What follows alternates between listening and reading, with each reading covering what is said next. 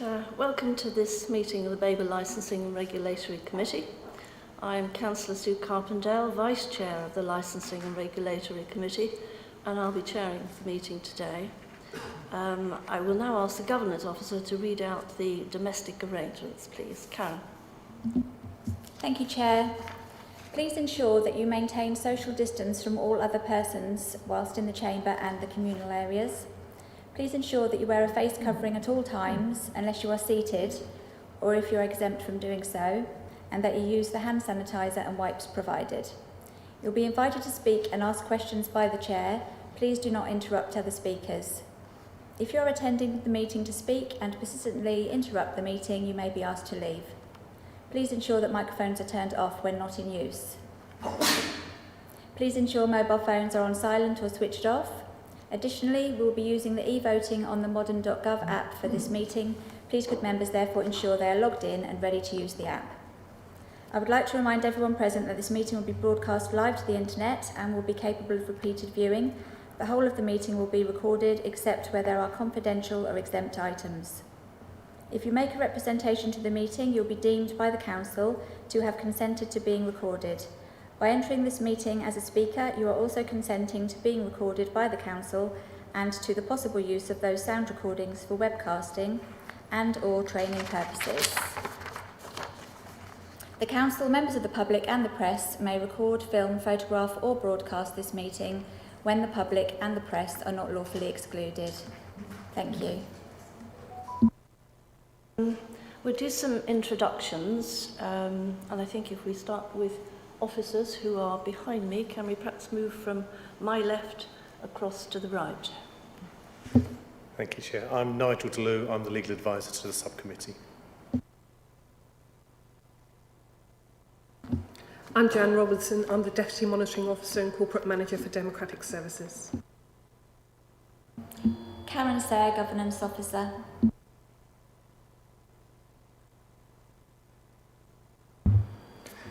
David Price, Licensing Officer.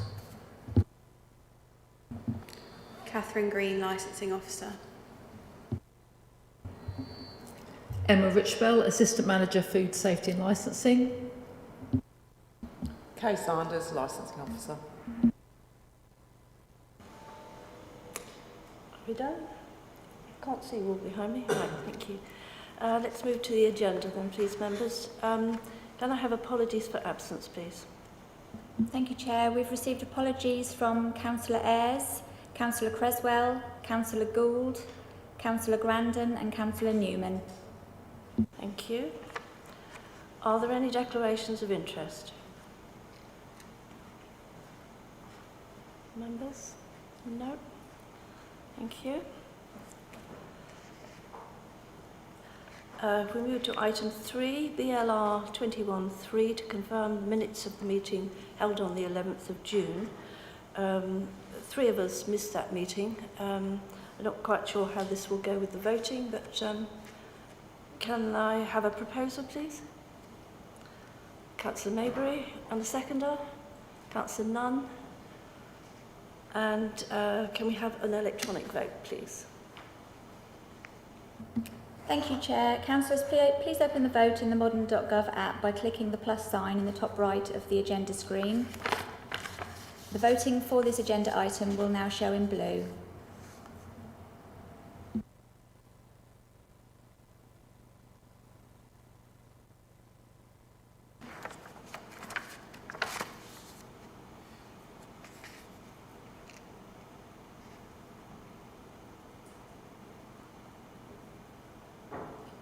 Do we need to take any manually, any votes?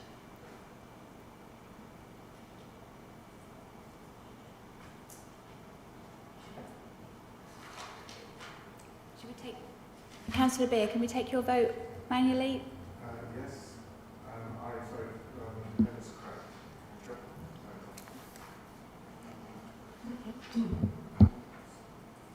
Can you confirm the vote, please? Councillor Nunn, are you able to vote?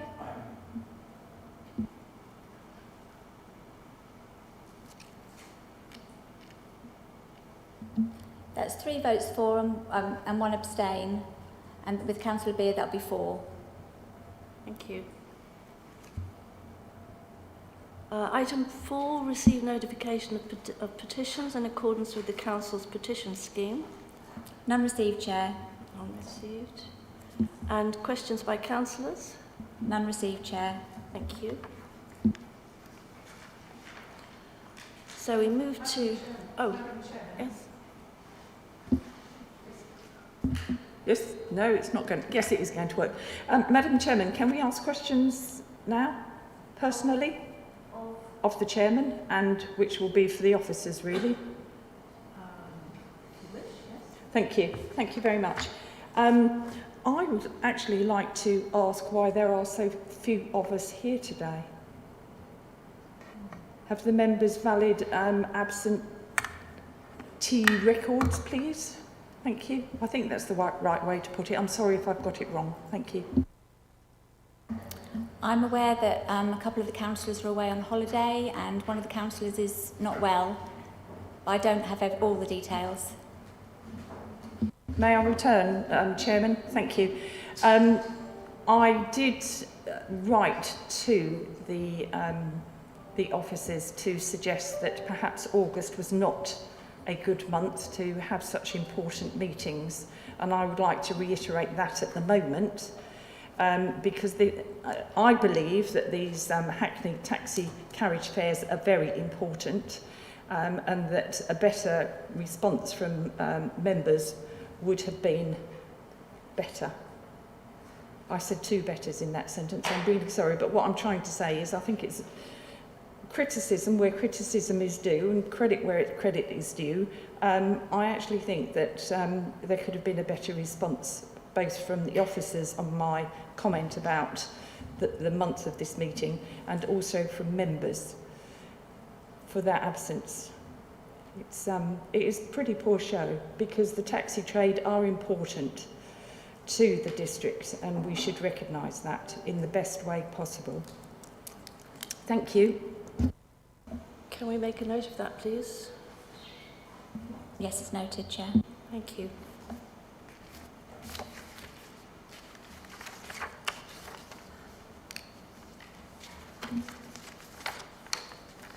Right, so if we move to item 6, BLR 21.4, new Hackney carriage and private hire vehicle licensing policy.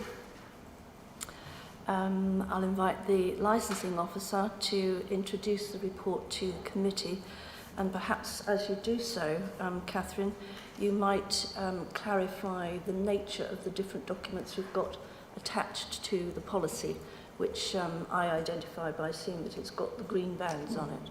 So over to you. Thank you, Chair.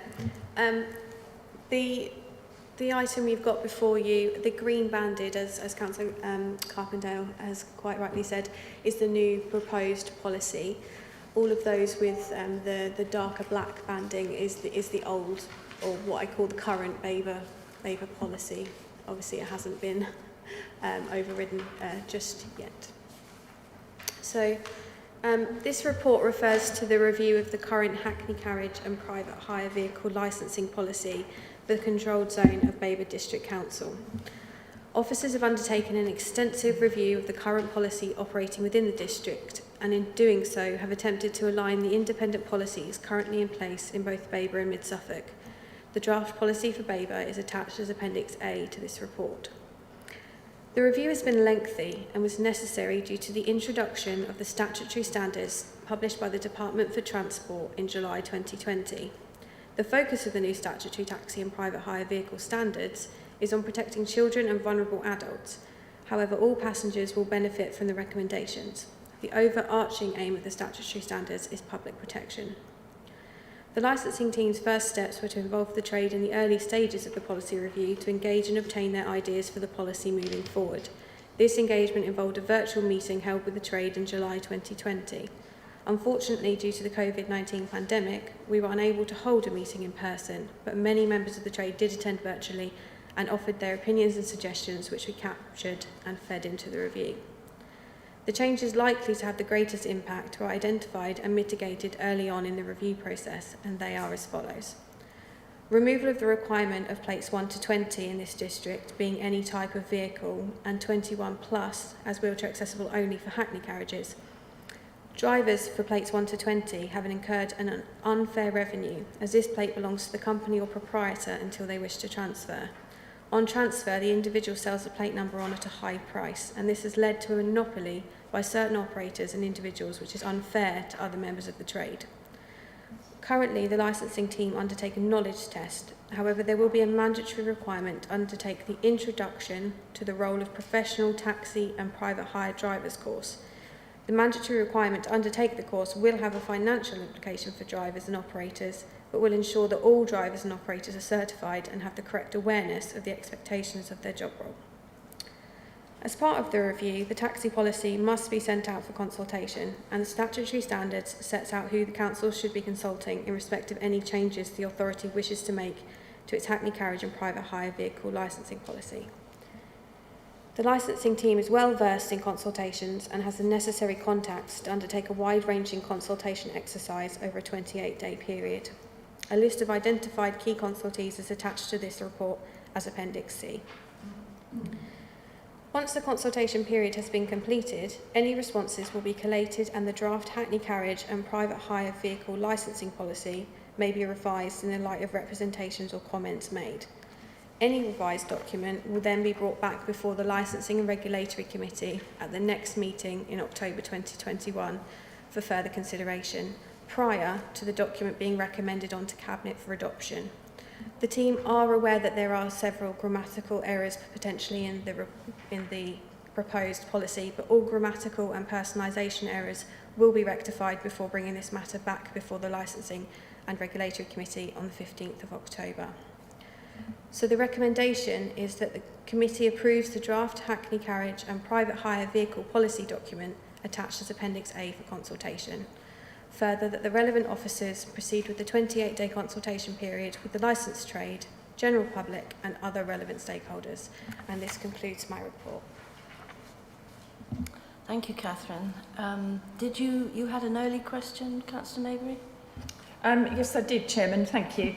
I was actually going to say, considering the importance of these documents, it would have been so much better to have them in your hand so you can compare them side by side than all this going backwards and forwards on a computer, because after about 10 minutes I've had enough.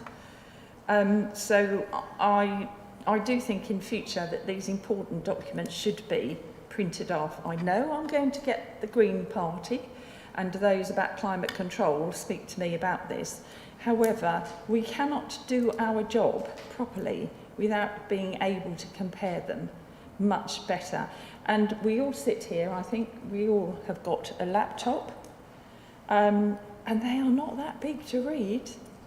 And I'm afraid that my years are advancing, and I think my colleagues' years are advancing. We cannot go back, and our eyesight is not as good as it was. So please, could we have them in hard copy when there's something so important? That's what I was wanted to say. Thank you, Chairman. I've got a lot of sympathy with that comment, Councillor Maybury. Can I support that? I mean, if you're going to make that a proposal, Councillor Maybury, I'll certainly second it, that we ask the officers to make sure hard copies are available, because it's no good. I cannot print that amount out before the meeting. I try and scroll down through it, and we're still working on updates for 83%. So, you know, it's hopeless. No way can I get to it. And the Cabinet member in charge is present, and they need to take away that there is serious concern. We do need hard paper copies made available. Are you unable and I'll second it. Are you unable to look at that policy document through this discussion, Councillor Beer? Is that what you're saying? Well, just despite the inconvenience of reading it on a screen, are you actually unable to access those papers at the moment? I am at the moment, but I've got them in a hard copy here. Okay. The officer said they're getting a hard copy. Okay. And I've got a question on that. Okay. I've got every sympathy with your comment. I've got a hard copy as well. What I was going to suggest to you members is that because this is quite a lengthy document anyway, and I'm quite sure that members have got questions and various parts of it. It might help us if I take it section by section, and then you can each ask questions in each section. And I don't mind if you want to make a comment at the same time, but we will come to any debate after that, if you're agreeable. Does that sound reasonable? I think that's a brilliant idea, Chairman. Thank you. Right, thank you. Well, let's have a look at this document then. Any queries on? Obviously, your questions are going to go to the officer. Any queries on section 1 in terms of definitions? All right, there. Okay. On section 1. Well, I believe it's section 1. It's on page 11. Oh, is that still section 1? That is probably a little bit further on, Councillor Beale. Okay. Perhaps we can just... Right, okay. I'm looking at page 21 of the whole pack and page 7 of the policy at the moment. Yeah. Which, if there's nothing on definitions, then there's the driver application requirements in section 2. Does anyone have a question on that area? Councillor Maybury? Oh, that may be the one. I'll take Councillor Maybury first. Thank you, Chairman. I've had to ask for a paper copy because I can't get to it quick enough. Sorry. So I'm a bit behind. Chair, could you, when you're referring to it, an item, could you refer to the page number, please? I will, yes, I will. Councillor Beale. Thank you, Madam Chairman. Page 11.2.22. Right, are we still on? Oh, you said 2. Yeah, and can you give me the paragraph number again? 2.22. Okay, thank you. It's regarding the tax checks. I've never heard of this before. I assume it's something new because it's coming in 2022, but perhaps the officer could just give us a brief outline as to what that means. Go ahead, please. Yeah, I can answer that. So the HMRC is asking us in future for all new applications. Sorry, in April 2022, the HMRC are asking us to do checks on all drivers and operators, just to ensure that they're registered with them for tax reasons, tax purposes. So in other words, it's checking that they're paying their taxes like everybody else. Okay. Another job that we have to do for the government. Thank you. Any other on that point, Councillor Maybury? Yes, on the same point, surely that should read income tax. It should read all applicants will need to carry out an income tax check. That's a fair point. Because tax, I thought when I first read it, I thought we were talking about car tax. Could have been vehicle tax. Yes. We will look into see what requirements the HMRC are asking for. If it is income, we will amend the policy as per that. Can we note that as a point for action, please? Yeah, we'll do. Thank you. Any other comments on section 2? Yes, Councillor Maybury? This seems to be my bugbear at the moment. Page 11, 3.2.1, and we're talking about driver dress code. Right, so we've moved on to section 3, yes? Yes, if that's all right. Yeah, okay. Sorry. Okay.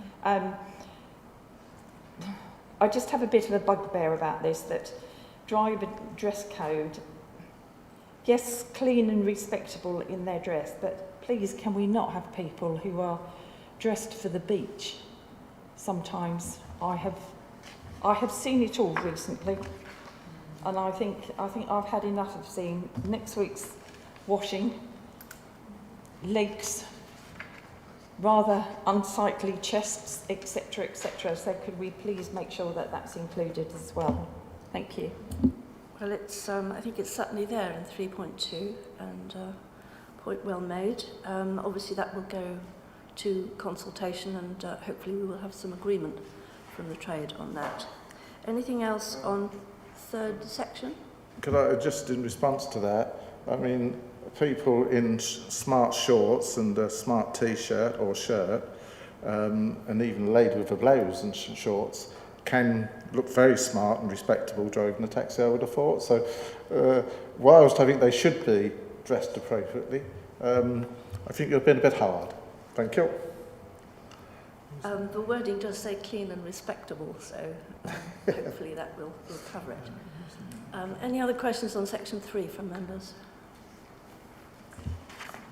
Councillor Maybury? Yes, if I may, Chairman.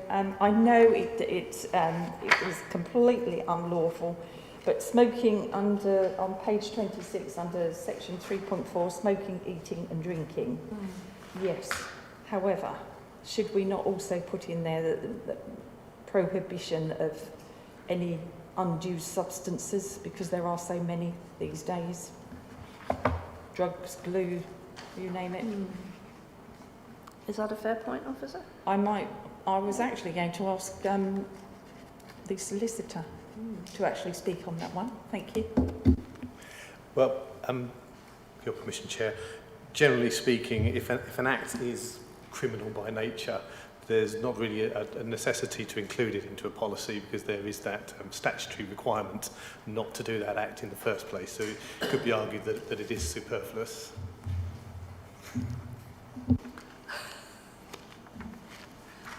I hope you don't have such an experience, Councillor Maybury. Thank you very much. Any other questions on section 3, members?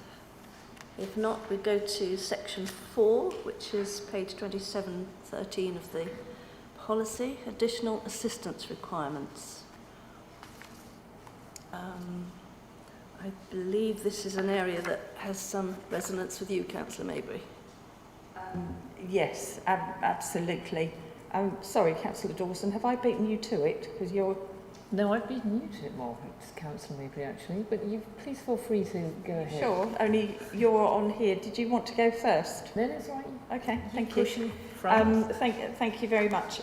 Yes, this is something that is very close to my heart. Assistance dogs, yes.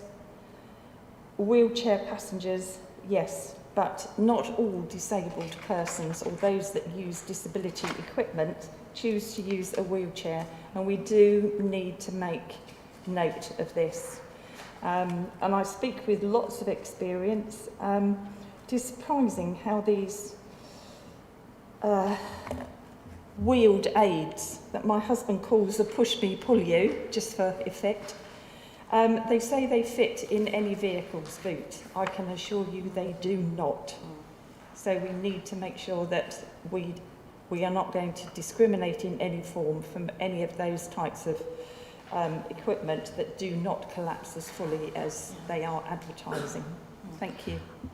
I have a feeling, Catherine, that is covered somewhere in this policy. Is that correct? Yes, Chair. We have amended the policy slightly after the briefing with yourself. It's actually been varied under. So I'm just finding the appropriate section. Under 6.22, disability access, we have included disability apparatus as part of that. So those changes were emailed across this morning, but I'm unsure if they're accessible as yet on the system. Can I direct you just temporarily, Councillor Maybury, to 6.22 on page 3622 of the policy to see if that will deal with your concerns? Because I think other mobility equipment, it's very important that that should be something that can be accommodated.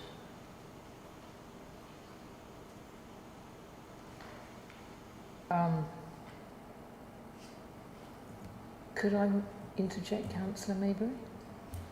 Can we give way to Councillor Dawson? Well, I was just going to say, actually, what is one of the questions I was coming to. If you look at 10.1, equality analysis, it says the council recognise the removal of the requirement for hackney carriage vehicles is numbered over 20 to be wheelchair accessible vehicles could have a negative impact. And it goes on to say, I think I'm understanding from that, you've got 20 which are wheelchair accessible, and the licensing team will regularly review the numbers. Yes? So I think that's sort of saying, Margaret, that most of all these people, there are only actually 20 vehicles that can take wheelchair users. Unfortunately, that's... what I'm understanding. Yeah, we can defer to the officer. No, so the comment that you made won't be relevant to all the other drivers, really, because... If I could interject, councillors, sorry. Anything over 20 is wheelchair accessible in the Babergh district for the Hadleigh carriages, and there are private hire that are also wheelchair accessible. So am I misunderstanding this? Are there 20 vehicles, or is number 20 something else? Number 1 to 20 are what I call normal vehicles, so 4-seater vehicles. So it's not 20 vehicles, it's just a number allocated to a car? It's what's called the plate number from 1 to 20. So how many of those are there then? The wheelchair accessible? Yes. It says that you'll review it here. If you give me one moment, I'll work that out for you. Just... Yes. But I was thinking more of Councillor Maybury's comment about being able to, presumably, I don't know how, wheelchair accessible taxis are all sort of, they're allocated to specific taxis, aren't they? May I come so in? Your comment about may I come in, Chairman, or would you rather I didn't?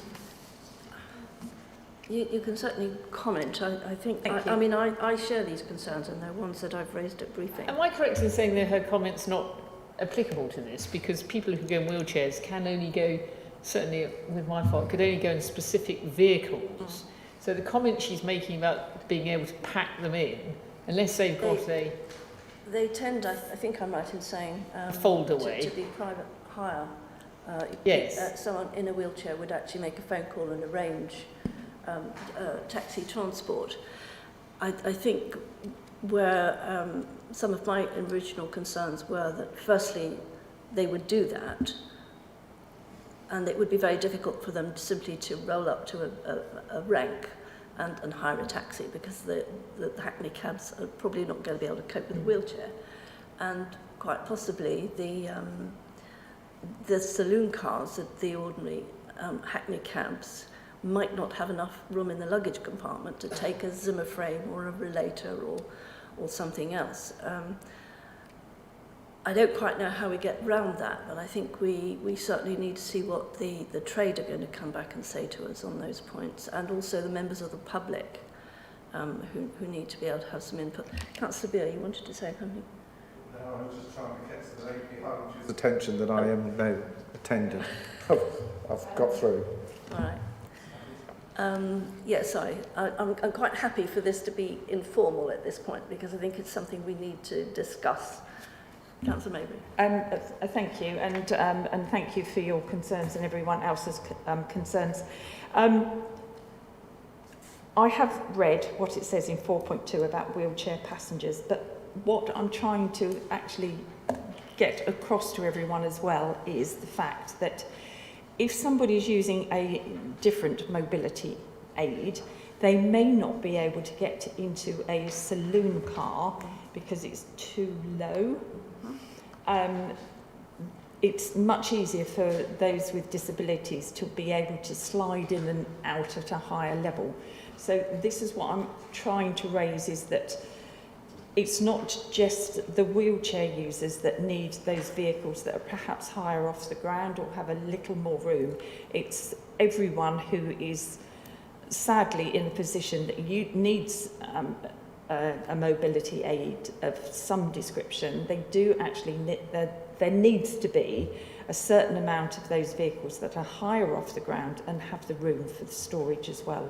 I think that's what I'm trying to get over. But there are, and that's what they're saying here. They're going to really review the numbers of wheelchair accessible on 10.1. That's what they're saying.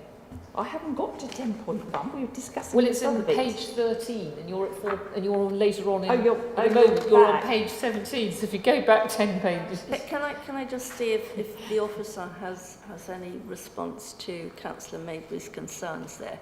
Is there anything actually that we can do to ensure that there are vehicles that have accessibility for ambulant disabled, shall we say?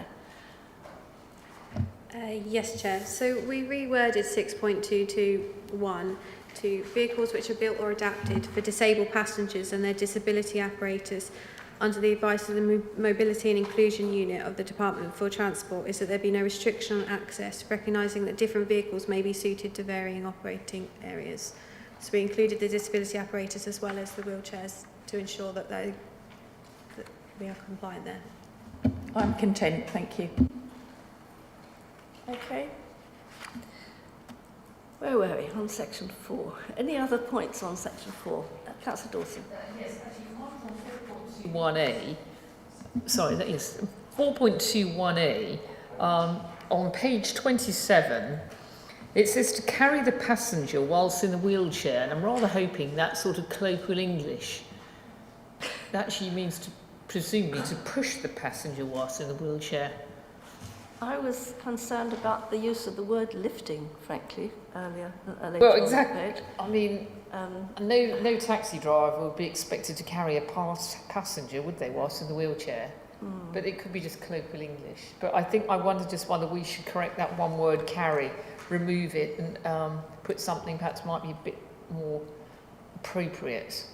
I think we have concerns about that, don't we? And I'm quite sure that the trade will also have concerns. Mm. There is a section a little bit further on, I think, about medical exemptions. So if somebody's done their back in lifting somebody and they therefore have a medical exemption from lifting or carrying. But nonetheless, I think the hope is that at least someone who is disabled might have some assistance accessing a vehicle. Yes, but no taxi driver, to be honest with you, would be expected to even taking someone out of a chair into a car would be more or less, I would have thought, impossible. Mm. Having lifted someone myself, it's like a dead weight. Mm. I think we've got some concerns about the wording. Well, it is, my father. With the officers, I don't know quite what changes we might make at this point, or whether we might make those changes after the consultation. Catherine, do you want to have a comment on that? Yes, Chair. If the committee have any suggestions as to word amending, then obviously we will hear those and make the necessary amends. Councillor Maybury, I think, probably has those available, and if not, we can always make sure we can change those before the 15th of October. Passenger, so it leaves it slightly open, because I think some patients might literally expect someone to carry them, and that's not going to happen. Okay. Yeah, some change to the wording. Yes, Councillor Beer. Thank you. Yeah, we made heavy work of this. I mean, the word carry is used quite a lot with taxis. They mean passengers getting in and out the car rather than actually carrying them. I know it can be taken the wrong way, but I think we've highlighted that. I think that should be noted, see what consultation comes back, and then we can look at it again even when necessary. But I think otherwise we're going to be arguing over every other word. Because this, as the officer said, will come back to us before it goes elsewhere. So those are points that hopefully we can minute and we can follow up on. Okay. Should we move on to section 5, members? Page 2814 of the policy. Any queries on this?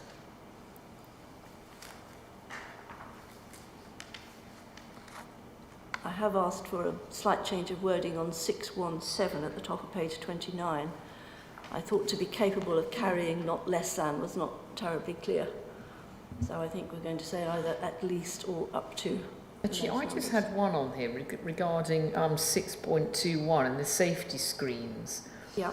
And I just wondered what, I know we're past August the 16th, whether drivers have a sort of obligation with following the COVID to put screens like in the London taxis, or is that, there's no obligation there, is there now? Doesn't seem to be an obligation, but it's an option which would protect the driver as well as perhaps customers. Catherine, Yes, Chair. There is no obligation for them to put it in, but if they wanted to have one, this is just what they have to comply with in order to have one. Any other questions on section 6, members? Includes things like signage, advertising, communications devices, the disability access that we've touched on.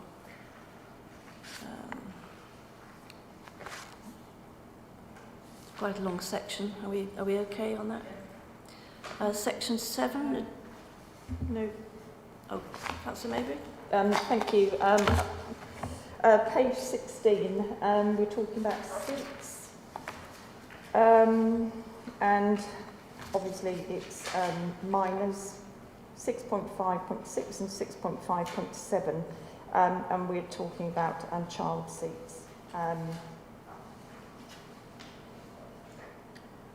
I actually query this because government legislation has changed that children should be in a car seat until, I can't remember the age now, 12. but somebody I think it's 12. younger than I, because I'm only a granny, will know. And that just worries me, all this information about must travel in the rear seats of the vehicles and an adult seat must be worn. Yes, it's a worry, isn't it? Yes. Oh, I think our solicitor may have to come in. Mr. DeLue? I'm afraid that is an area of law that I'm not entirely familiar with, but it's something we can clarify. I will look at that for you. Yeah, can we have another look at that? I don't know what we can do about it if you want to take a child in a taxi. Yeah, if I could ask my colleague David Price on that one. Chair, those are the exemptions in law for taxis and private hire vehicles. So what you see down there at 6.56 and 6.57 are the exemptions for the trade. Can I come back, Chairman? My grandchildren do not live in this county, and when we have been in a taxi in the county where they are, we actually have to take the car seat with us. So I'm just a bit worried about that. Mr. DeLue, I think there might have to be some research on that. Like I said, yes, I will look into that for you. I think an adult seatbelt on a 4-year-old would be pretty dangerous. All right, so we need to have another look at that, I think. Thanks for raising that point. Anything else on section 6? We move to section 7.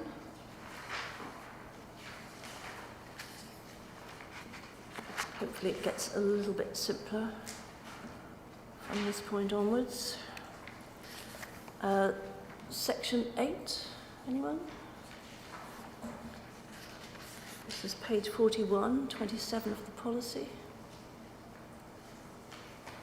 I'm told that fire engines have been used under certain circumstances.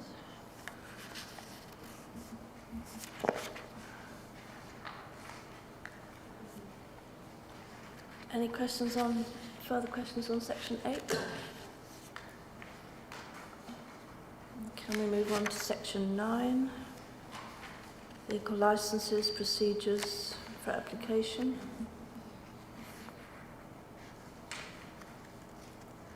Any questions there?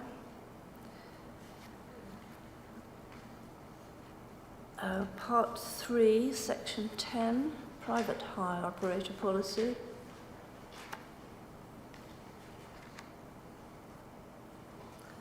Page 47 onwards. Councillor Beer? Yeah, Madam Chairman, thank you. Sorry to give back. The page 43, 8.7, insurance MOT slip in that. Are these on display in the car that particular taxi is insured? I mean, because I've got him a taxi and I've never really looked or thought about it, but I assume he's insured. And I just wonder if there is a display they have to put up in the car. I don't know. Yeah, can answer that one, Chair. It won't be on display in the vehicle, but what we do as part of their application process and throughout the year is we will make sure that their MOT and insurance are up to date throughout the duration of their licence. So they have to provide it to the team and we keep that on file. So you do checks on that? Is that what you're saying? Yes, Councillor. Okay. So, section 10 members.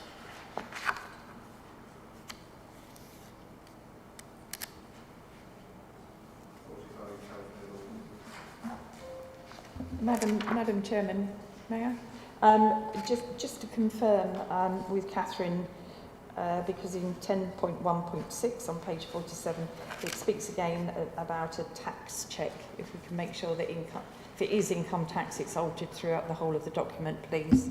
Thank you. Noted, Councillor. Thank you. Right, yes.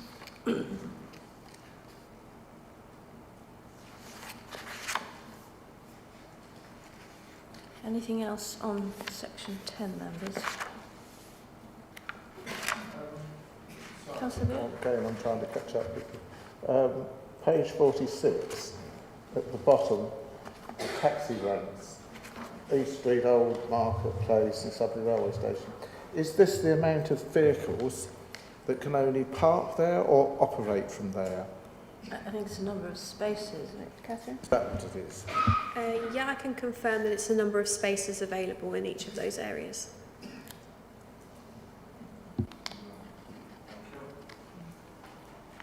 May I comment, Chairman, on that as well? That is written down here, page 46, Councillor Beer as well.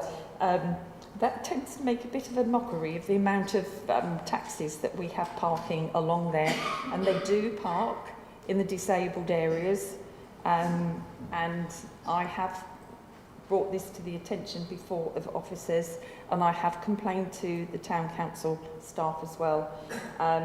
We really need to make sure that we have the correct areas for this parking. And if, I'm sure Councillor Beer will help my memory, but did we not talk about this, that there was going to be an alteration for the taxi ranks? With Old Marketplace. Yes, with the old marketplace and in front of, I'm going to say Boots, the chemists. There are other chemists and pharmacies available, but particularly on the Market Hill, we were actually looking at the parking facilities there, and the taxi rank was supposed to be moved and disabled parking was going to be moved in front of Boots, I thought. But I may be completely wrong. But we were actually looking at proper parking facilities for the taxis, because, and this is not to the detriment of the taxi trade if they are listening in, we were just concerned that the amount of taxi operators there were, and there were not enough parking spaces available for them. Can I help on that? You're quite right, Councillor Maybury. We did have a discussion, this was before COVID, and I don't know whether we ever got round to creating it, but we certainly agreed that there would be extra spaces made available in what I call in front of Boots, just above Boots on the Market Hill, as additional, no, that was disabled there, wasn't it? And that we were going to have a larger area for the taxis, and that was either Kings Hill or their existing part in front of the Town Hall, which I think they've already got now. But all this was to come in with the moving of the Sudbury bus station at that time, and it was proposed to have some super bus stops around in Sudbury and ending up on the Market Hill, and we were going to create extra facilities for disabled drivers. We were going to create extra facilities for taxi ranks, as well, and I will add this, as well as keeping spaces for the ordinary motorist, because they need to be considered as well. On the agenda, didn't we, about increasing taxi rank space some time ago? We did, Chairman, if it's all right to come in. And thank you to Councillor Beer for reminding me, you're absolutely right, it was the bus stations. it just seems as though we need more of a joined up thinking on all of this. And how do we do it with doing this policy and with a parking policy? And should it not all be coming actually together rather than a bit here and a bit there? I think you're undoubtedly right. I would like us to try to keep to the policy we're actually looking at the moment. But I think if officers would note the concerns we have about parking generally in disabled spaces in that part of Sudbury and no doubt Stonemark and other places as well, I think that's something we can ask, perhaps if we have it minuted and we ask for some future thought on that. Thank you, Chairman. And also to add that we, for the taxi ranks as well, because we didn't actually think that the 10 spaces here was enough. I mean, the railway station, I mean, that's miles away. Really, we need to make sure that we've got a sufficient number of areas for the taxi rank. Yeah, I suspect that sort of is a little bit outside of the policy we're looking at the moment. But again, I think it's probably a good point we should ask to have picked up and considered. Could I just follow on from that then, Madam Chairman? I think you're quite right. I'd go as far as to say that we need to make sure that this is noted somewhere, because all classes of motor car parking in Sudbury need to be looked at, and I'm afraid to say that it's very slow coming forward, and I've been on about all the parking disabled taxis, the ordinary motorists, for the last 3 or 4 years, and we're certainly getting nowhere. So any pressure you can bring to bear on that, I'd be only too happy about. Right, I think that's probably a discussion for another day at the moment, but I hope that it... That's what they tell me all the time. Thank you, Madam. I don't realise your hands are tied. You know, we need to deal with the policy here at the moment that we have in front of us, but I'm sure you've got lots of sympathy for that point of view. Any of the officers wish to comment? If I could, Councillor Carpendale, I'm aware that Suffolk County Council Highways are undertaking a significant review of the roads and some of the parking infrastructure in Sudbury. We did one of our meetings either last year or the year before, we did designate a rank, but we're unable to place the markings on that as yet until that review has been undertaken in its entirety. So at the moment we would like to put a rank down, but we are constrained at present. Might be one of the difficulties of having district do something and county do something different. I wasn't aware the county was even doing that at the moment, but I'll take that up with the Cabinet Member for Transport, Councillor Richard Smith. Thank you. Very good idea, Councillor Beer. Thank you. Any other comments on Councillor Maybury? Yes, Madam Chairman. Page 46, we've got taxi ranks for Sudbury. Then we've got them for Stowmarket. Are there not any in Hadleigh? Evidently not.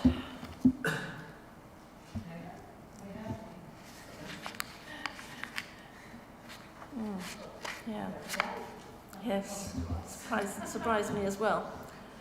Hadleigh people perhaps don't go to a taxi rank very often.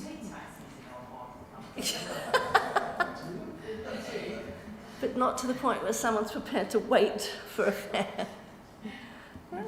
Are we done with section 10, members? In which case, section 11. And bear in mind, all of this is going out to consultation, hopefully with the additions and amendments to wording and so on that's been suggested.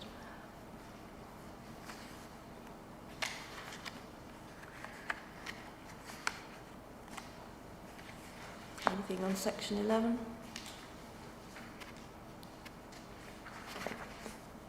I think that's mainly sort of process. Will perhaps be scrutinised by the trade.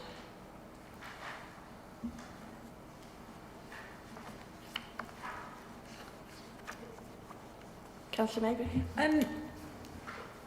Just for confirmation from the officers, and I may have completely overread it, but do we have any specific taxi operators who deal with minors, i.e. those under 18 only?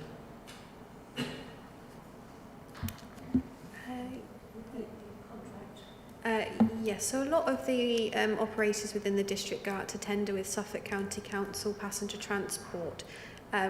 We are asked regularly who are still licensed in order to make sure that their books are kept up to date, but a significant number are that are licensed with us do that as part of their business. May I return?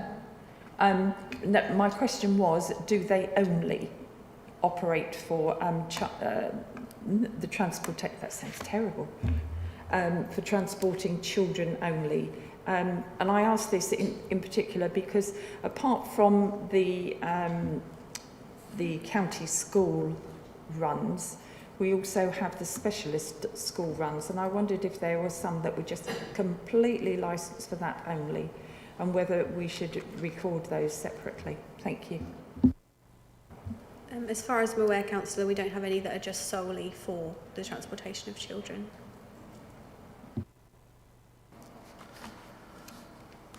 Any further comments on that policy as a whole, members?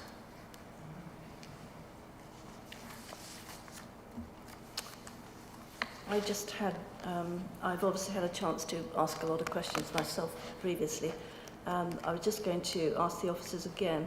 We've got a list of consultees, Appendix 6, page 85 of the document pack. I wondered what other districts in Suffolk there might have been conversations with, and in what about tendering, since the east of the county, the district is quite close to the Essex border. Have there been any discussions or exchanges of views in putting this policy together? Can I ask you, Catherine? Yes, Chair. So we have meetings with all of the other councils on a regular basis, and where we discuss these matters. But as part of the review of this policy, we also collated all of the councils in Suffolk's policies and looked through those as well. And anything we felt that we wanted to add, we incorporated into the proposed policy. So it is a mixture of our own and other councils' policies. Thank you. Councillor Maybury? Thank you, Chairman. Catherine knew I was going to come back, I'm sure. Do we not, as a matter of course, actually consult with Sudbury Town Council, because they have taxi ranks, and Stowe Market? Obviously we don't need to with Hadleigh because they don't have any. But I'm just wondering whether we should actually be doing that. The item 4, I think, does say all Babergh Town and Parish Councils. Would that cover your query? Yes and no. I'm specifically asking because they do have the taxi ranks, and that is why I am highlighting it. Because the amount of emails that parish clerks, town clerks, get these days are huge, and sometimes, sadly and unfortunately, and through no fault of their own, some of these emails get buried, or as I know to my own cost, they don't arrive sometimes, and I'm just wondering whether they should be highlighted separately. Thank you.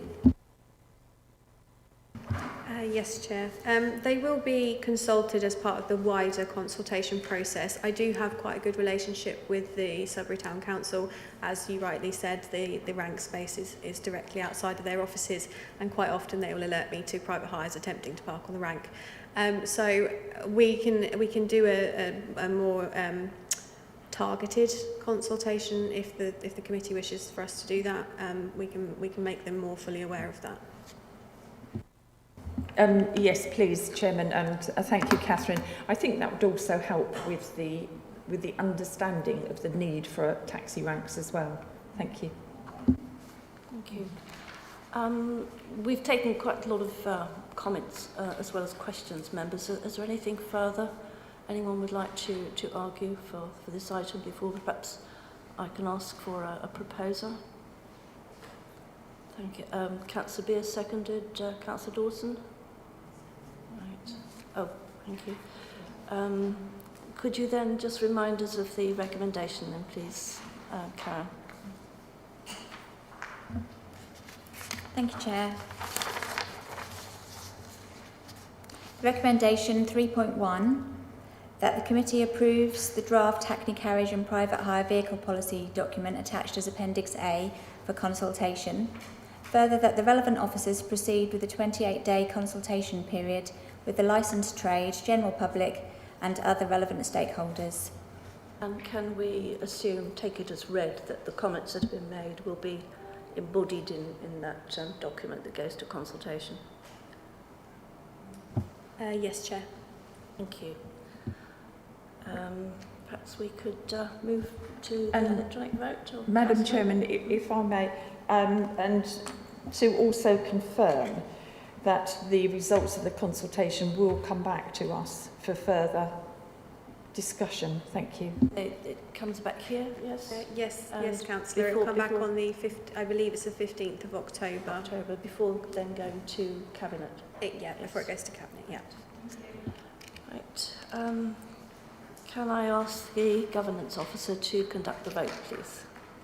Thank you, Chair. Councillors, could you please open the vote in the modern.gov app?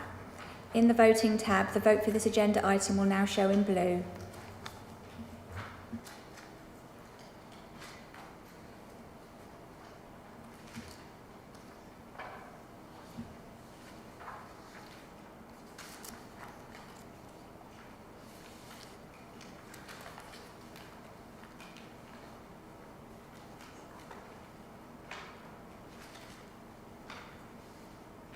Are you able to vote, Councillor Beale? Oh, good, okay. That's 5 votes for, Chair. Thank you, so that is carried. Thank you, members. That's a long paper to get through. Right, we now move on to, let's just close that down. Item 7, BLR 21.5, the Gambling Act 2005. Statement of Principles, a statutory 3-year revision. We still have our policy frame of mind on. And who is introducing this, please? I will be, Chair. Thank you, Catherine. Okay. This report refers to policy setting under the Gambling Act 2005. Since January 2007, local licensing authorities have been responsible for functions under the Gambling Act 2005, including issuing of licences and permits for gambling/gaming premises and associated matters. Section 349 of the 2005 Act requires each licensing authority to prepare and publish a statement of the higher level principles it will apply when dispensing its various gambling functions. The Statement of Principles must, by law, be reviewed and republished every 3 years or sooner if so required. This year, the authority is due to revisit the statement that has been in effect since January 2019, and this report seeks the approval of a suitably revised version in order that a statutory consultation period may then commence on its content. The redrafted statement, attached as Appendix A to this report, contains amendments from the 2019 published version. These revisions have been collated in a summary document and is attached to this report as Appendix B.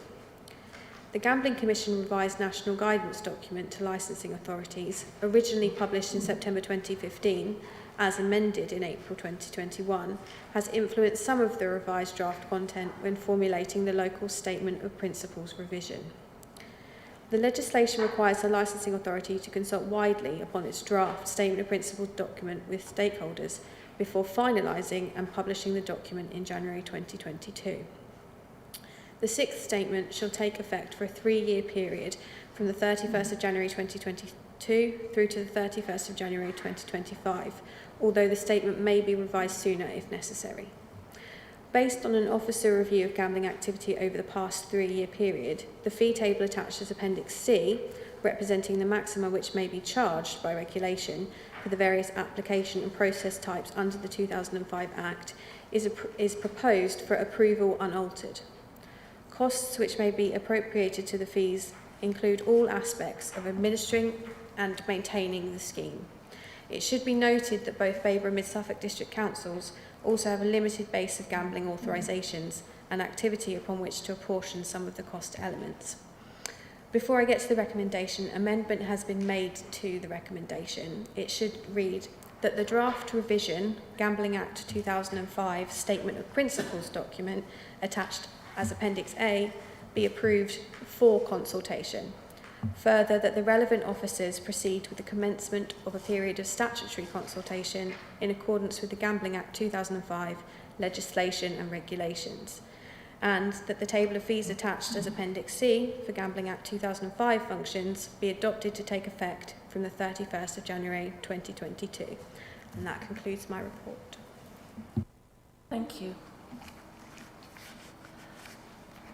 Well, again, members, I think rather than plodding through section by section on this particular paper, are there any questions that people would like to put initially to the officer? Yes, Councillor Maybury. Thank you. Thank you very much. I remember this from many years ago when I was on licensing. So I don't know whether that was 2015, 2016, something like that. And at the time we had a big discussion on what was classed as a minor for some of these gambling establishments and what wasn't. And in consideration of it's not really gambling, but it's licensing premises for gaming, could the officer kindly explain to us the law as to minors for those establishments now, please? Sorry, Councillor, when you say minors, are you referring to the removal of the minors' clubs? No, I'm actually talking about gaming clubs and the age that they are allowed in, whether they have to be supervised, whether they have to be accompanied by an adult, whether that adult has to give documentation that they are allowed to have that excuse me, that adult with them, etc., etc. Thank you. Okay. I'll just pass across to my colleague. Okay, yeah, if Schedule D of the statement, that's page 47 of the actual statement.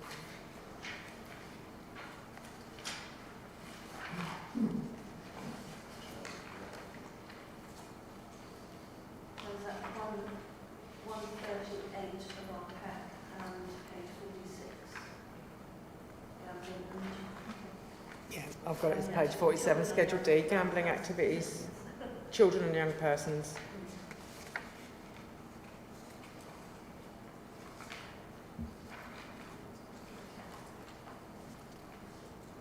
Has everyone found that?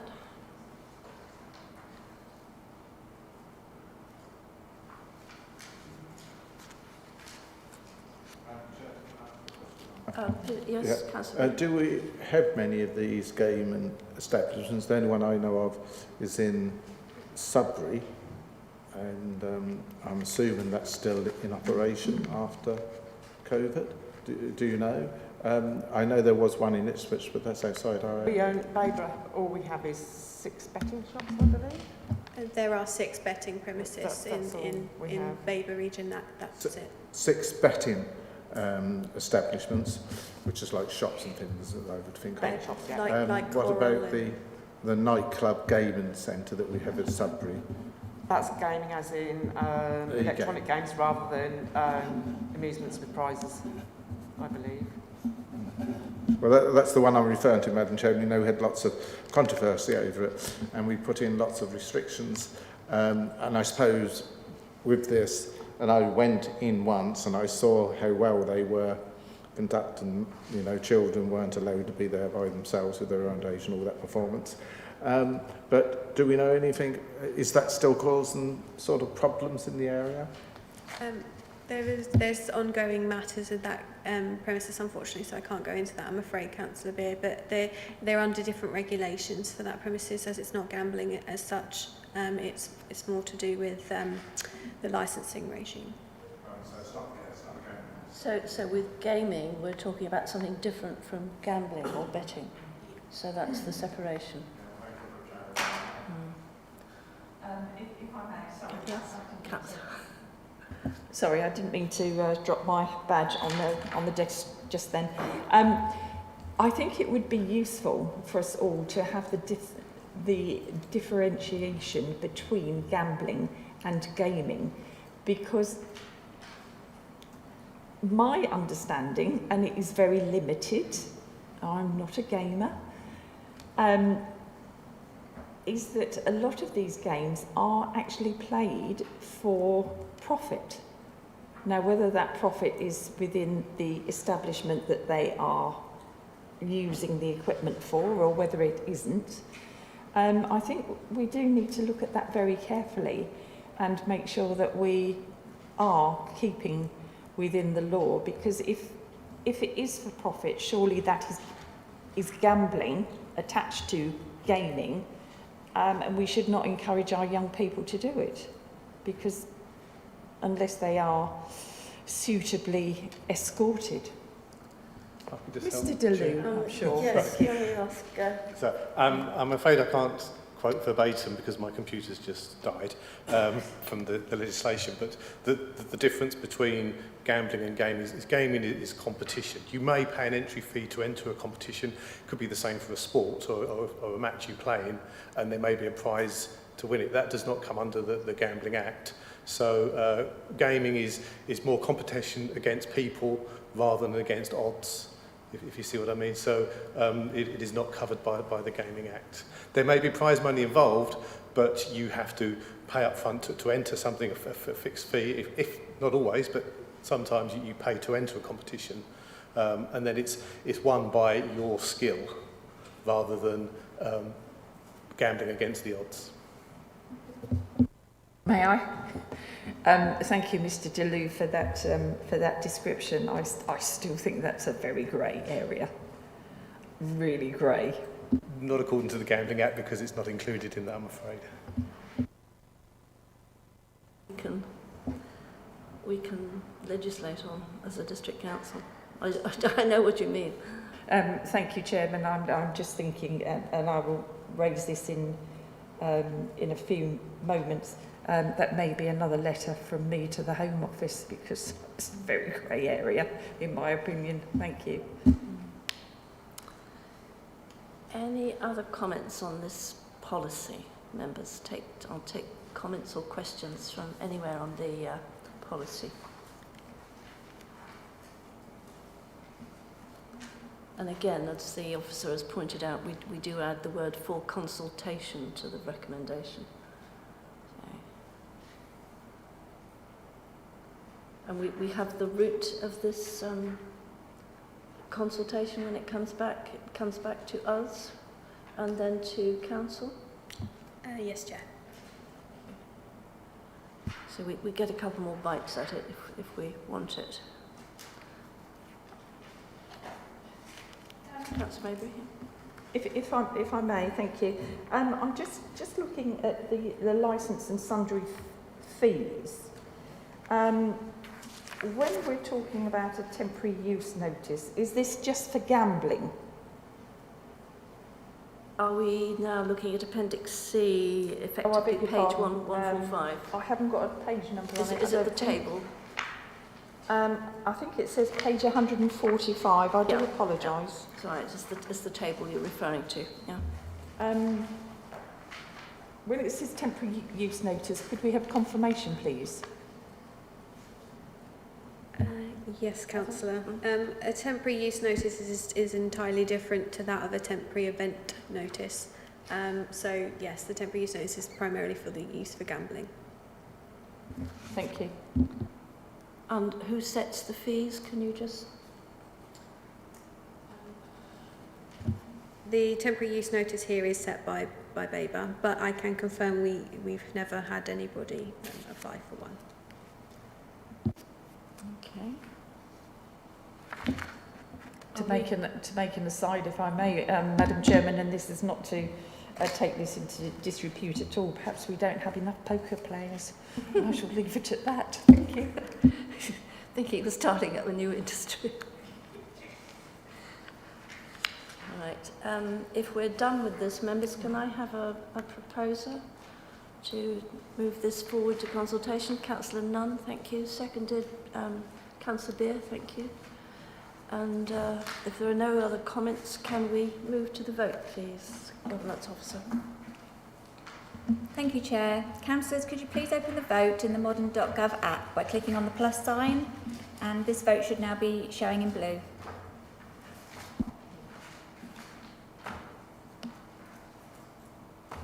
We'll need to scroll down.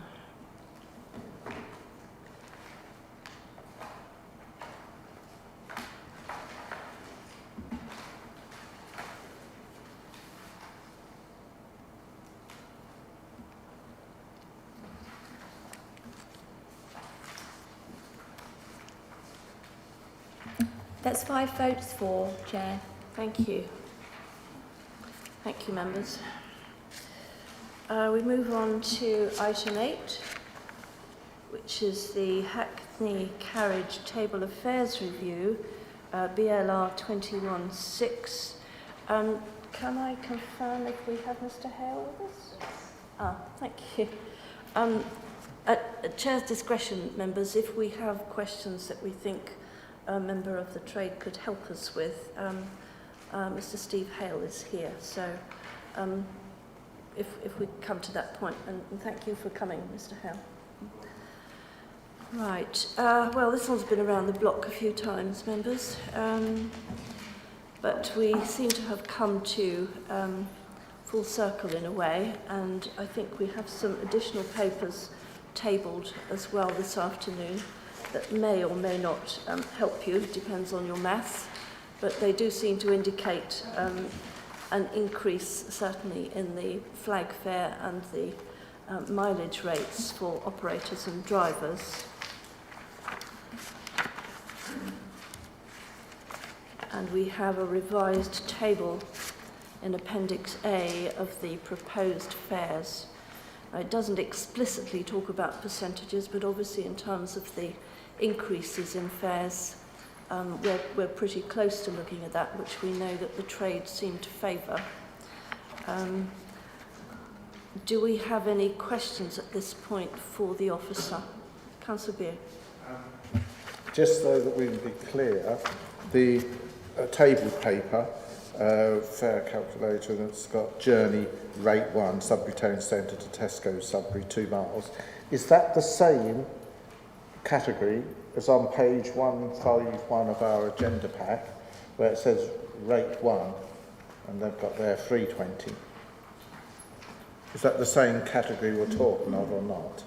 They are example journeys using the proposed tariff and the current tariff to give you an idea of the increases expected. So, no, that don't help me. Rate 1 on our papers, they're saying £3.20, but the taxi people are saying rate 1 on theirs £5.84. Is that the same distance, the same journey, or not? Because, you know, there's a £2.50 difference. Okay, so... And I need to know, we're doing same for same. That's fine, Councillor, yes. So the fare that you see there is what's called the flag fare. So that's what you charge once you've gone that distance. And then what we've provided to you is the example journeys of how much those sorts of journeys currently cost, in theory, because we're not 100% sure on what the drivers were charging until recently. And we've now got proposed, what the proposed tariff would then be.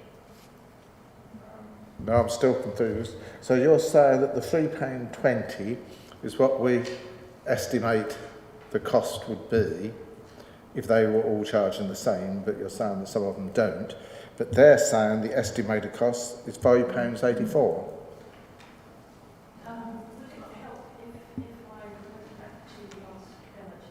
Shall I introduce the report? Yes. Thank you, Chair. Sorry if I've jumped the gun. Thank you, Chair. So this report refers to a review of the current table of fares fixed for Hackney carriages operating in the controlled zone of Babergh District. Fares for Hackney carriages in Babergh District have not increased since August 2016. Officers have undertaken the statutory public consultation exercise as instructed by the committee at the meeting of the 11th of June 2021. The committee will recall that the proposed table of fares on which we have consulted, and that's the one that you have as Appendix A, that's based on proposals from drivers, operators and meter agents, and the aim is to provide an increased income for the trade whilst ensuring taxi travel is affordable for all, and those who are only able to travel in one of the larger wheelchair accessible vehicles are not penalised.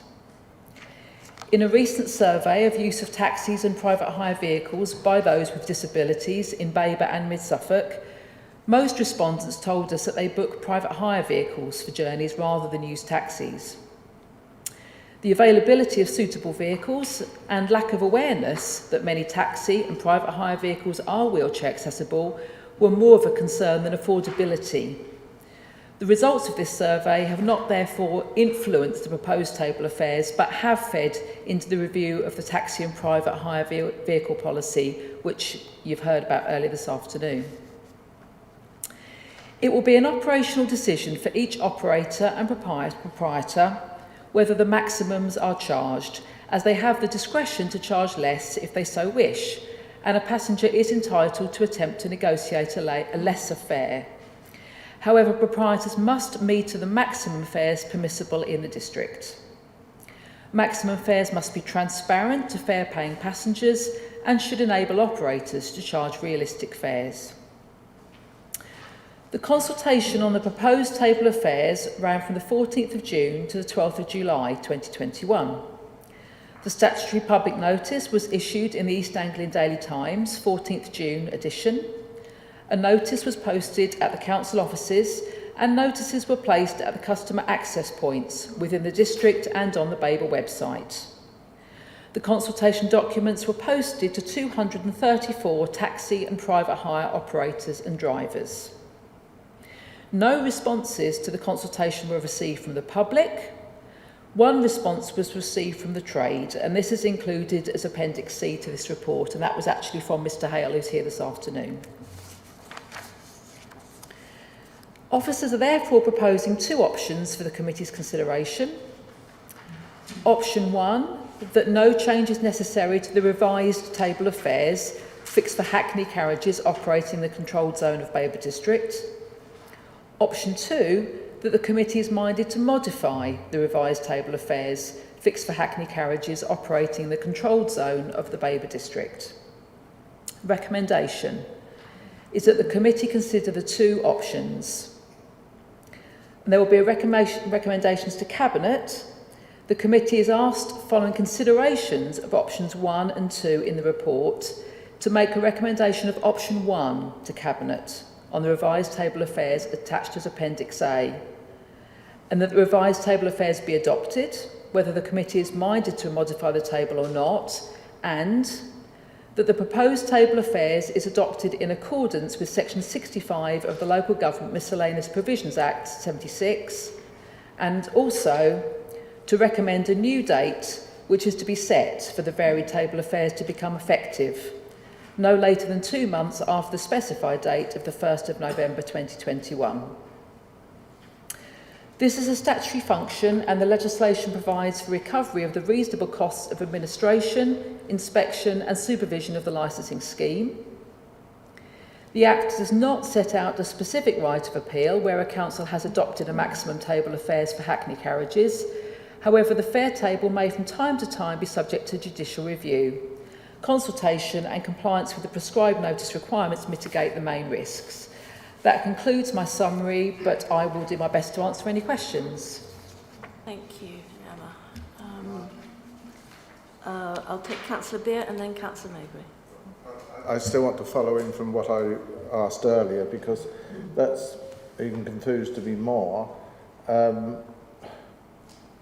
Looking at page 151, if I went to the taxi rank in Sudbury, and I decided I wanted to go from the town centre to Tesco's, which are quotes here, is it going to cost me £3.20, according to page 151, or £5.84?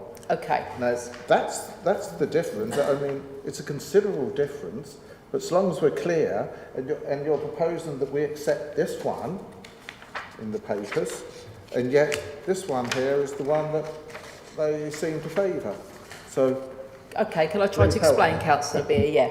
So Appendix A gives you the flag fare, and that's the first price that will appear on the meter when you enter the vehicle, and that's the proposed table of fares that we're recommending to you. I've got in the car, It will be £3.20 before you've gone anywhere, okay? All right? Now, what you have on the 3 pages that have been provided to you this afternoon is a comparison. So, rate 1 is your normal daytime rate, that's the first page. And what you've got there, first of all, journey rate 1, you've got an example journey from the town centre to Tesco. Now, the £5.84 is what you would likely pay today, based on the existing table of fares for that journey. The £6.26 is what you would pay if we adopt the revised table that's before you this afternoon.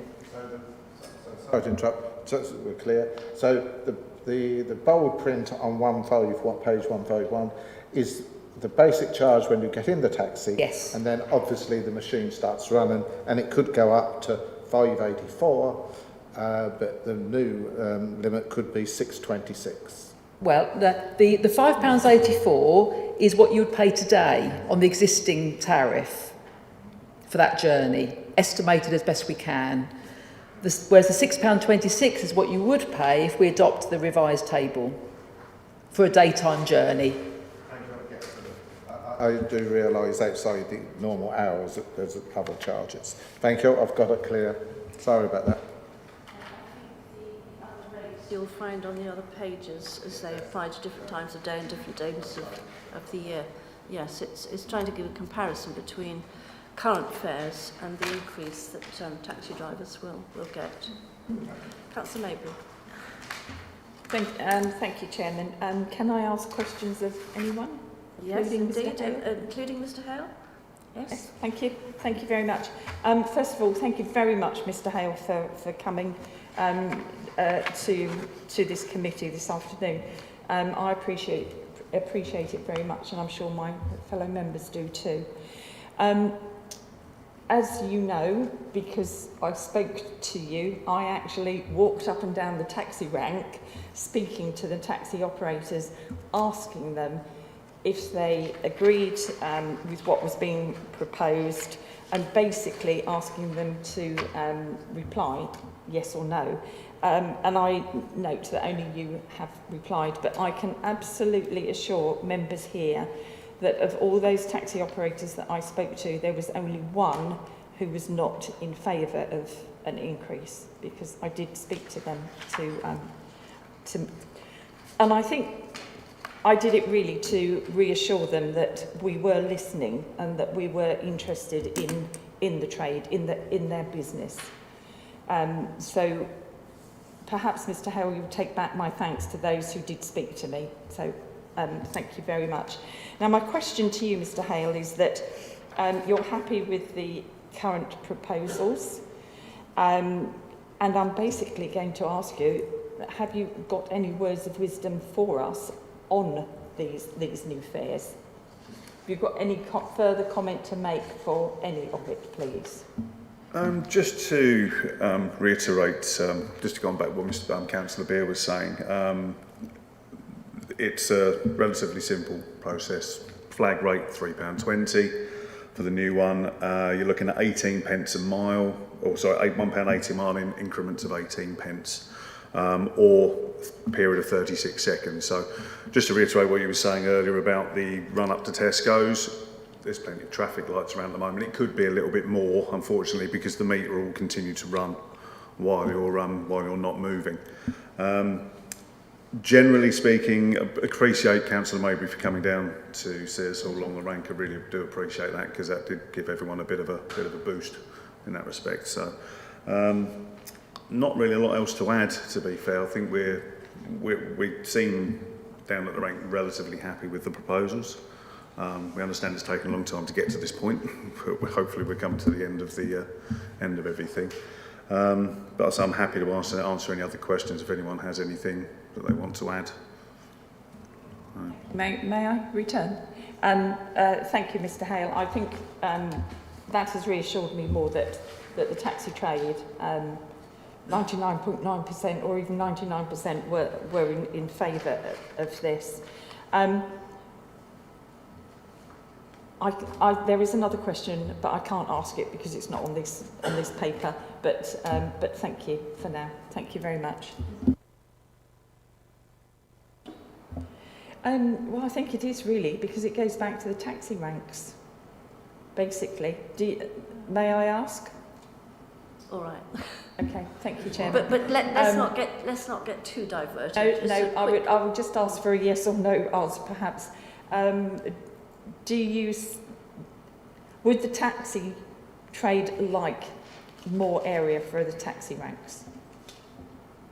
Thank you. Yes. Thank you. Done. All right. The waiting time per hour obviously is pro rata, so if it's only a quarter of an hour waiting, it's obviously not going to be the full £18 or whatever. So yes, I have one question, and I don't want to set a hair running, but one of the issues we've had in the past, Mr. Hale, is the difference in running costs that people with the larger vehicles have, which is, one of the reasons why we considered alternative charges.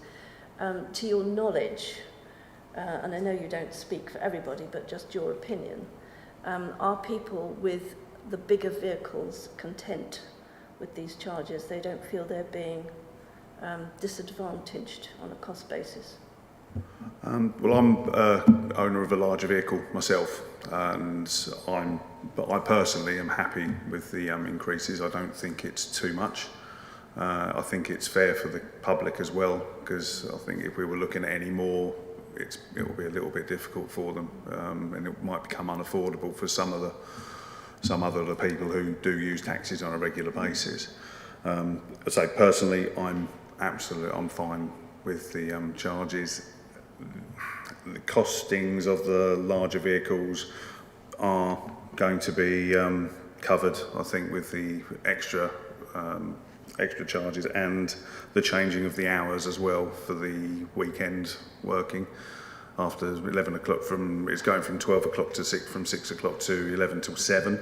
So the weekends, which will help the trade. We are suffering a little bit at the moment with a lot of drivers, although are still licensed, have actually left the trade in the last year and a half. It's been quite difficult running a business during COVID, as I can understand a lot of people have had.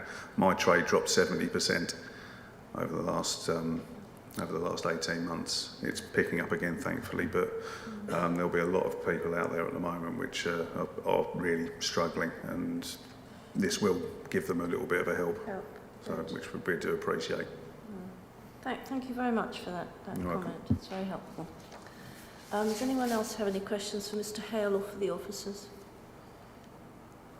Is someone prepared to move the recommendation? Councillor Beer, thank you. A seconder? Councillor Maybury, thank you. If we're done, can I ask the government? Could I just ask? Oh, yes, Councillor Nunn. Just a little bit confused, but so option 1, option 2.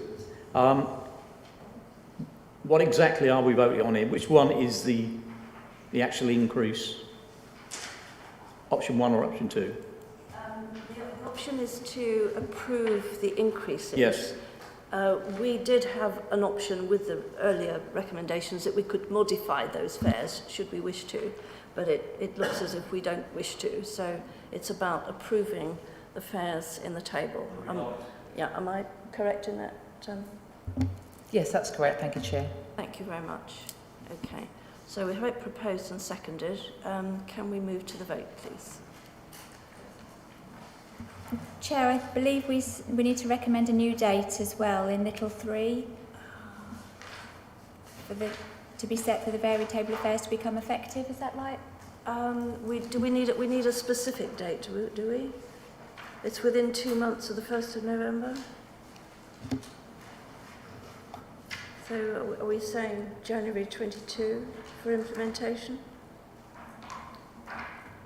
It does seem a long time since they've had any kind of increase. Yes? I was going to suggest the 1st of December to give the taxi trade a bit of a lift for their busiest time. And also there's meters and so on to be sorted out.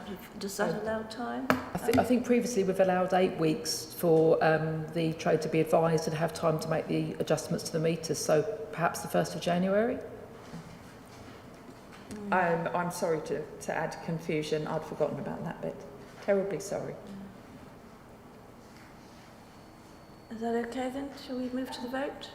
Oh, again, another query? Yeah. Yes, Chairman, I'm sorry. Perhaps I'm a little confused. Why is it the 1st of November?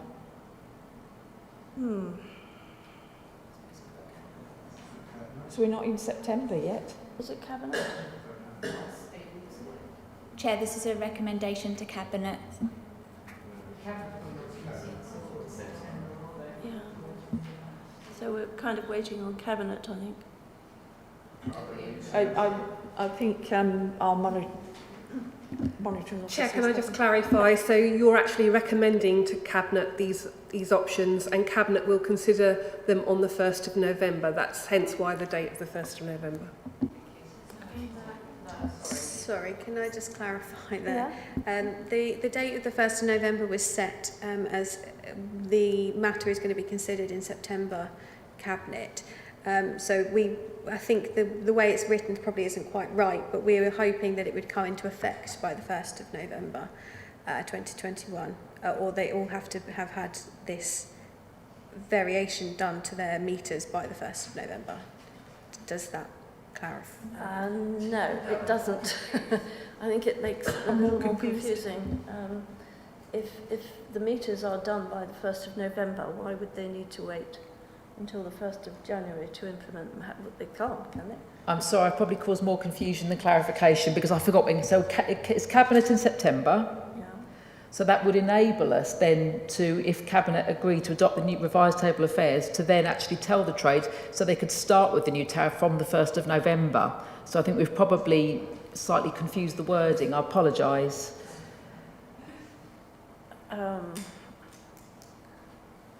So the new fares will come in on the 1st of November? If the committee are minded to recommend that, yes. And if Cabinet agree to it? Correct, yes, thank you, Chair. Right, so the Christmas will have that uplift. Chairman, I think number 3 needs rewording, just to be completely clear. May I suggest that recommend a new date of the 1st of November to become effective on the 1st of November. Is that That's possible? acceptable. Is that acceptable?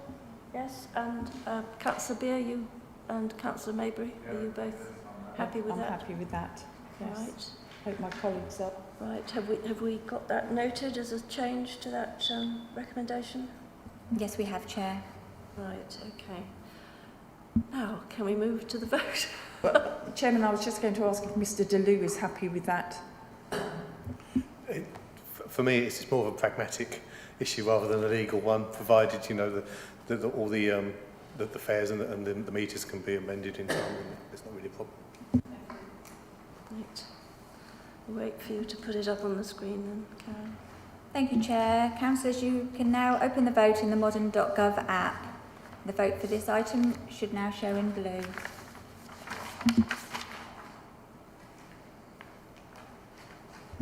And if I may definitely confirm, because it says as read out to be approved, and that is from the 1st of November. Yes, okay, thank you. Thank you very much. I think we also will need to take account of if Cabinet agree to that, but that is our recommendation to Cabinet.